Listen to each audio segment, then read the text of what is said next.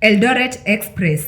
That name once meant that the road from the Rift to Nairobi was owned. Those buses rolled like kings, corridors opened, and towns felt closer. Today, many of those buses are silenced, and the yards are dusty, and the memories echo. But today, we'll go through the founder's journey, the fleet, the roots, the pride, the fights, and the people, the memories, and where Eldoret Express stands now. Eldoret Express began in the early 1980s. He started small, just a few buses, a handful of drivers, driven by a vision, and the vision was reliable transport for Rift communities. Back then, getting from Eldoret to Nairobi was a mix of uncertainty, multiple matatus, and risky transfers. Eldoret Express aimed to cut that complexity. People from Kitale, Nakuru, Bungoma, they would all travel to Nairobi via that bus.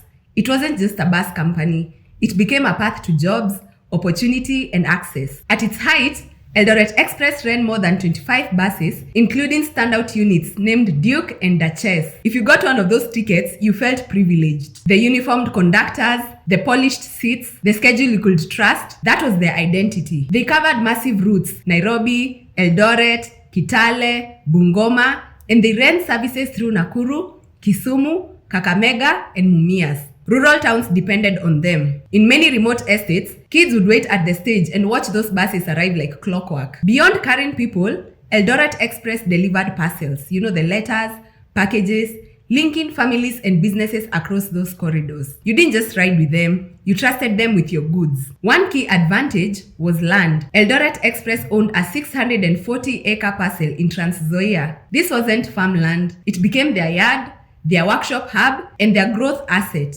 Controlling this land meant you controlled operations, the parking, maintenance, and expansion. Yards are the pulse of a coach company. When buses rest, you maintain them. If the yard is far, repairing is delayed. Eldoret Express controlled that logical heartbeat. Their offices, branches, and ticket counters, those assets added stability. But as time passed, danger came from smaller, nimble players. Shuttle services and express matatus, they began running frequent, cheaper trips. They went off the beaten paths, used shortcuts, and avoided traffic corners. For many commuters, convenience and frequency beat comfort. Imagine, a bus leaves once a day, a shuttle leaves every hour. A person with urgent schedules will pick the shuttle, and when a few thousand people shift in behavior, your margin shrinks. Eldoret Express's heavy model couldn't pivot fast enough.